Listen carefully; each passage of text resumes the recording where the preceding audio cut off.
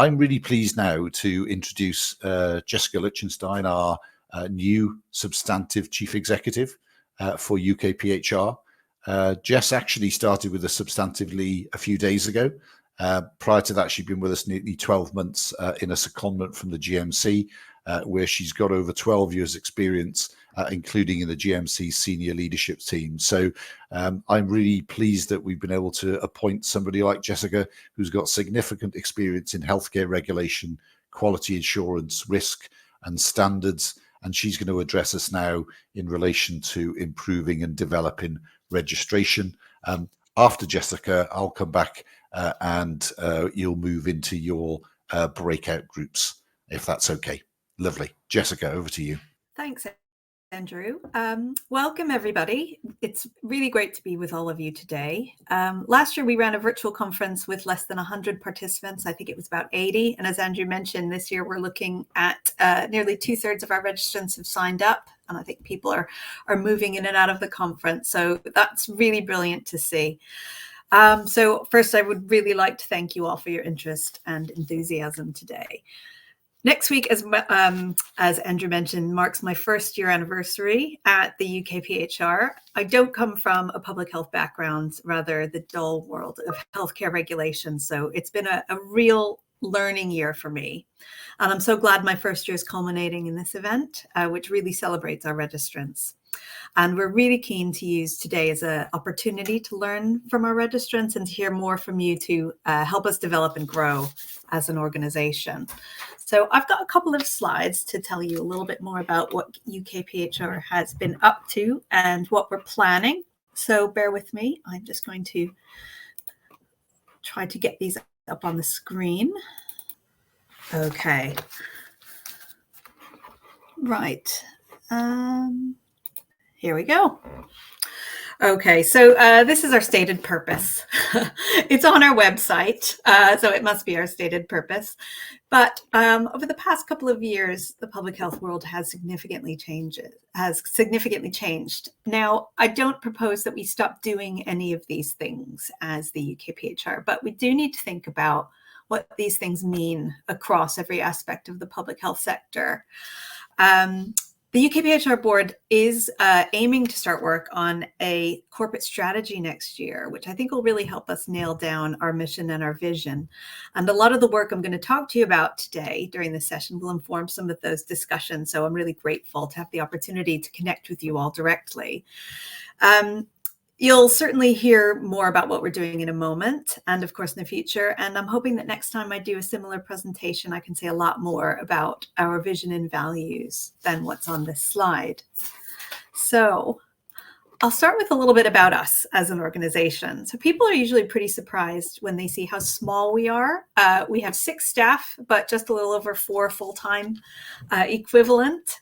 So we are tiny, but smallness sometimes means agility. And since we're a non-statutory regulator, we have a little bit more freedom and flexibility to make changes and to support our registrants in the ways that we think are best.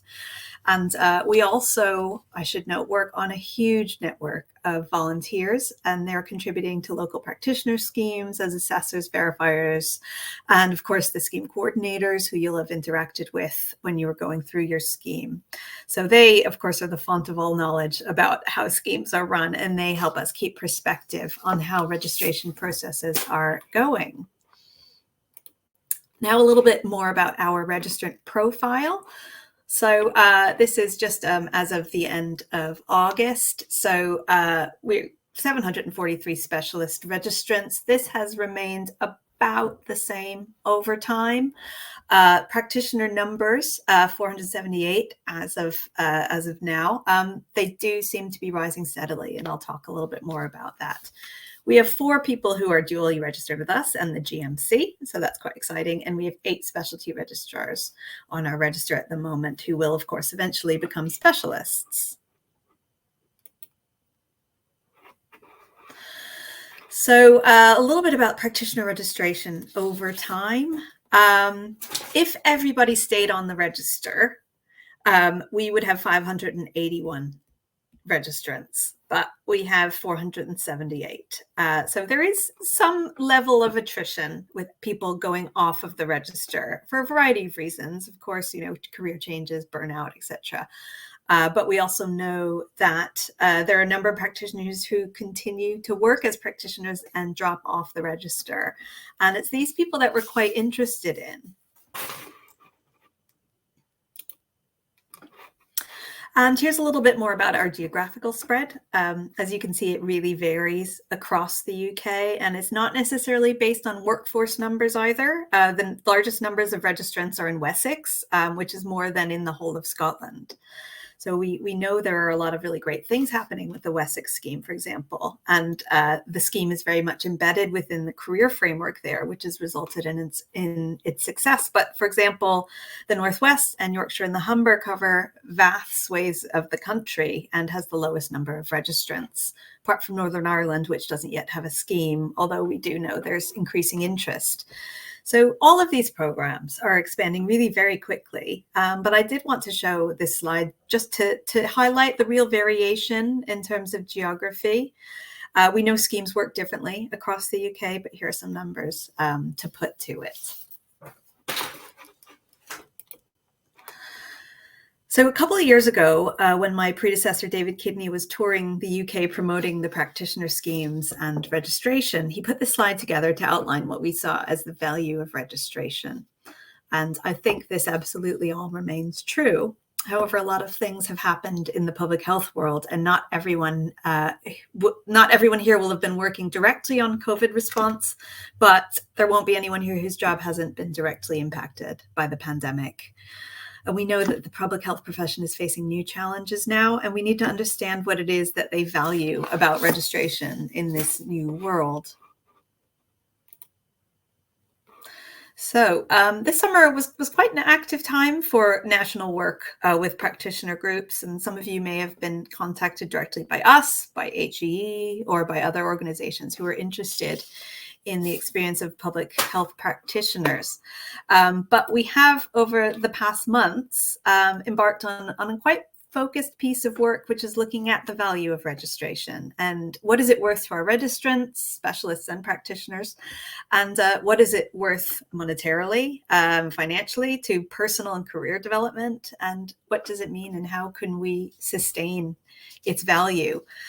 Some of you hopefully will have spoken to a consultant we commissioned to do a qualitative review for us. And if you did participate, I thank you very much. It's really valuable information that we gleaned. We now have some really quite rich data and feedback to work from. And I wanted to talk to you through a little bit of just a sample of what we're starting to hear from our registrants. And as Andrew mentioned earlier, we are aiming to publish a report before the end of the year. So this is really what we're hearing. For those who make use of the opportunity, and I think that's key, the benefits are quite considerable. I think, there is a perceived value in the registration process itself. It's starting to be recognized as an indicator of quality and competence by some employers, and you've heard directly from them earlier. It's really fantastic to see practitioner registration turning up on job descriptions, either as essential or desirable criteria. So that is a growing trend, which is fantastic. And there's a lot of anecdotal evidence that practitioner status opens up access to promotions, to different kinds of job roles and experience. And that's really fantastic to hear. And again, another aspect of this that really helps with the inclusivity of the program is that this is not an exam-based program. This is really quite dyslexia friendly, which was something that came up quite a few times, surprisingly, during our conversations with registrants. So it is something that can be truly inclusive for people who have different learning styles. And we think that that's a really valuable aspect of the program. Value for money. Well, it's hard to talk about money at the moment, isn't it? But pretty good for most, from what we hear, that it is genuinely a career-enhancing professional development, and promotion is something that's commonly experienced by those who go onto the register. It has a practical orientation, the scheme, so that's certainly helpful in terms of career development. And you do become a part of a community of interest, and we are really interested in understanding how we can continue to support that nationally. And you'll have the opportunity to share your ideas soon. It also kind of builds our volunteer community. Those who go through the experience of practitioner registration will likely become assessors. Many of them do continue on to put together a portfolio for specialist registration. So it really can be viewed as a good career springboard that will have remuneration at the end of it. But again, as I mentioned earlier, it can depend on geography. There are some regions that simply don't have a strong network, and senior colleagues may not be as embedded in the program. So the value may not be quite there yet, but the direction of travel is the right one.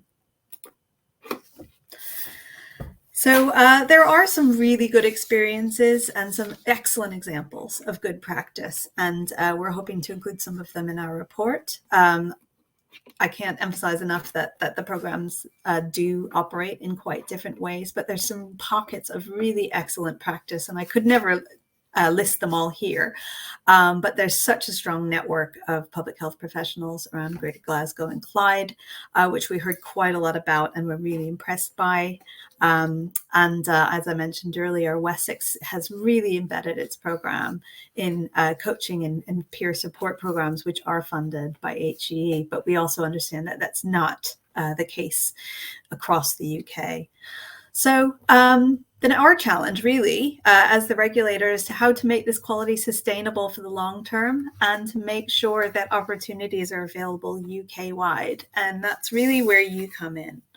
So we are going to go into some breakout groups, and you're going to have about a half hour to have these discussions. So we're really interested in hearing from individuals about why they registered with the UKPHR and what value you get out of your registration. We want to hear from you about what we can do to retain registrants. We don't want attrition to rise. We want to retain our registrants. We want people to continue to feel like they're part of the registered practitioner community. What could we do? But I do want you to keep in mind our role as the regulator and the situation that we're in, which is essentially we have to work with partner organizations. It's very hard for us to do anything unilaterally. So any suggestions here may very well be system-wide, or they may be suggestions just for us as the UKPHR. And we're interested in hearing about all of them. And flowing on into what could the wider system do to support practitioner registrations. I've already seen in the chat on the sidebar quite a lot of connections being made, which is hugely satisfying. And you know, some information that's being shared that wasn't particularly well known before, and some feedback being given. So I think we all appreciate when that happens, and we'd be interested in understanding what you think the wider system could do to support practitioner registration, either as existing registrants or as those who are interested in pursuing the program. So how this is going to work is there's going to be a short countdown, and you'll be divided up into small groups for discussion. So just note that these groups will be video calls, so you may need to turn on your camera and your mic. You'd have to proactively do that. Because there's so many of you, we won't do a kind of feedback plenary session at the end, but instead we would ask that you assign a note taker within your group, and that each group emails us their notes so that we can have a look at what's being discussed. So the email address is right up there, register@ukphr.org. So there are some facilitators, so staff members and some scheme practitioners and moderators who are helping us today. And they'll be dropping in and out of sessions to answer any questions that you might have, provide any clarification, and also just be part of the conversation. So you may have people kind of dropping in and out periodically throughout your conversation. So after 30 minutes, you'll all be brought back to this main session. And at that point, we'll have about 15 minutes for general discussion. I would like you to please put any questions you might have in the Q&A feed, and I'll go through those at the end, and we have about 15 minutes to discuss. So I'm really looking forward to hearing what you all have to say. I must apologize that I may not be able to get to all of the questions, and I'll do my best to quickly read through in real time and try to construct some meaningful answers. So please do bear with me at that point. Okay, so hopefully this will all work very smoothly. Okay, thank you very much. I hope you had some good discussions, and I'm really interested in reading everybody's feedback. So just a quick reminder to email any notes to register@ukphr.org. So if there are any questions for us at UKPHR, or any kind of really kind of burning key points or something that's really important that you'd like to share, I will keep an eye on the Q&A feed. You can please enter any questions that you might have on the Q&A feed here. The ones from the breakout room, I don't think I'll be able to see. Oh, no, I can actually see them. So that's brilliant. But yeah, I will try to, on the spot, answer questions and group any together according to themes, if I can. We have about 15 minutes or so, or actually we have about 10 minutes or so. I don't want to cut into your lunchtime. So we'll finish at about 12:25. Yeah, there's a question here about support for existing practitioner registrants to submit a portfolio for the specialist register, and whether there's a link here between those two processes. We've not established anything formal yet. Anecdotally, we hear that people who successfully go through the practitioner scheme find it a really valuable process, and is actually really essential to helping them come back to a portfolio submission if and when they decide they want to submit something to be eligible for the specialist register. So I think the process itself is valuable, but we absolutely hear what we're hearing this a lot, actually, about an increased need for support. I think across the UK, there are workforce issues, and there are not enough public health specialists to fill vacancies. And there is starting to be a real embracing, I suppose, of the UKPHR portfolio route. And we're starting to see some dedicated resources being put forth, particularly through HGE. I know through discussions with colleagues in Scotland and Wales, there's a real desire to put something in place that's a little bit more formal to help people through the process. I think we've discussed it quite a bit internally because we are making the decisions. So we don't want to kind of mark our own homework by providing, coaching, for example. But so far, we've kind of seen ourselves as an enabler, and we really want to do everything we can to support those local programs. I think if we do end up seeing any gaps in terms of what's being developed locally, we'll certainly have a look at how we might support further. But it's something that's definitely on the board's radar. And luckily, I am aware of quite a few local initiatives to support individuals. Okay. I guess something about letting schemes know who drops off. Yeah, absolutely. I think we can do that. We can make that part of our data sharing. So we'll make a note of that. I think understanding the underlying reasons behind dropout. You're absolutely right. We are anticipating monitoring these groups more closely, and we're looking at designing potentially a survey that's a little bit. There is a kind of exit survey if you drop off the register, but something that goes into a little bit more detail and really explores the reasons, as say, like burnout, which we know are increasing across the profession. So to apply for specialty training, is it a must to have 2 years work experience in public health before applying? I am pulling out that question, even though I don't actually know the answer, but I can tell you where you can find it, which is on the Faculty of Public Health website. So I would suggest that that anybody who is interested in joining the formal public health training program to go straight to the Faculty of Public Health. They've got a lot of information, really useful information on their website. Okay, so the question about freelance working, I think, is a really interesting one, because it's something that we're picking up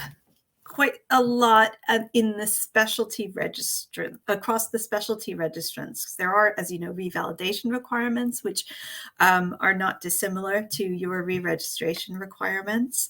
And particularly with fixed term contracts and people developing portfolio careers and potentially, moving into consulting or moving away from full-time employment, this is something that we're aware is becoming an increasing issue. And particularly for those on our specialist register, sometimes it means that they don't have access to the appraisal that they need to revalidate and retain their registration. So this is a cohort that we're actually watching really closely in the context of specialist registration.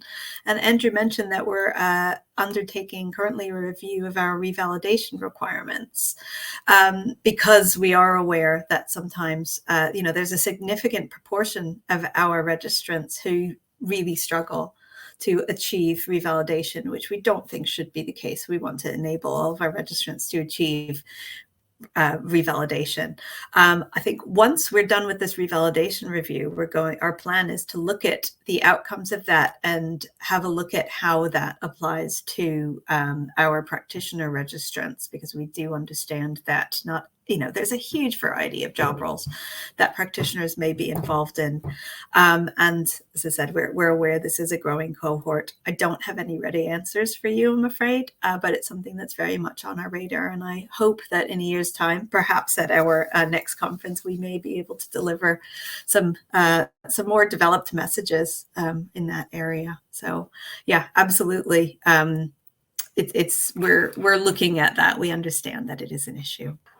Is there support available for those interested in exploring registration without applying for registration? That's a good one. I think there's a lot more that we could do to advertise ourselves, to advertise registration, to help public health graduates, for example, understand the career pathways that are available to them and how registration fits into that. So we are actually working on a graduate guide, which starts pulling together quite a bit of that information. And watch this space. I'm hoping by the end of the year we'll be able to publish that, and I'm hoping that will answer quite a lot of the questions that are floating around amongst public health graduates and professionals who haven't yet interacted with UKPHR registration, to have a better understanding of who we are and what we do. Could you provide more guidance around the content needed for reflective notes to retain registration? That, again, very timely. We're actually working on something at the moment, which my colleagues have been working with the scheme with the practitioner coordinators on, and I expect that we will be publishing that very soon. It links very closely, I should say, to the Faculty of Public Health's guidance on reflective notes. So again, I would direct you to the faculty's website to have a quick look at what they advise, and we'll be publishing something again pretty soon about that. I note the point about reflective notes incorporating case studies and good practice. I think that's a really good point, and I think we'll have to look at that in the context of the guidance that we're putting out. Question about the variety of numbers and practitioners across the UK, and a really good question from Sue around how we kind of promote the scheme, how we ensure that the schemes have appropriate amount of resources. I think every region that runs a scheme has quite a different management structure, funding, resource available, serving different populations, and what we found is that it's really difficult to put to look for a one-size-fits-all solution to that. So really what we've been doing is trying to have conversations within kind of workforce groups in the region, joining those local conversations and promoting registration that way. I have to say the local scheme coordinators have been absolutely excellent in terms of helping us understand the local tensions, the situations, why there may be less resources available in a specific area, and making connections for me and my colleagues and for my board to help us have those promotion conversations. So I think at the moment, our strategy is kind of picking off regions one by one to really understand the resourcing concerns and challenges that they have.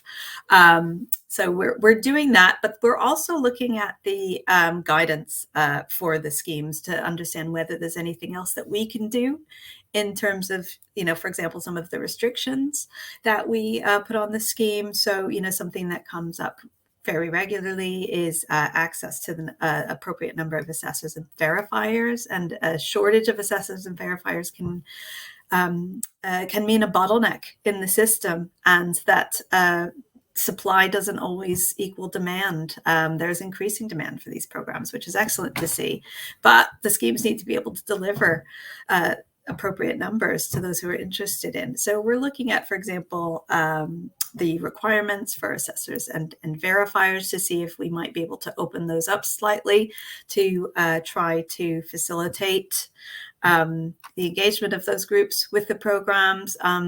The scheme coordinators are also doing a lot of work across borders, across local and national borders, to try to share resource across when that's appropriate. So again, it's something that we're really aware of, and we are trying to address. I think it's probably happening slowly, but it is happening. Okay, so I think we're out of time, I'm afraid. So I don't want to interrupt your lunch, but please, you have our email address. The register email address that I gave you goes through to all of us. As I said, there's only 6 of us, so it's pretty easy to get through to somebody who can answer your question. So if you have any views at all or any questions that weren't addressed today, please reach out to us. We're always happy to hear from any of you. So thanks again for listening. And if you need any information at all from us, from me, from the UKPHR, please do get in touch. Thanks.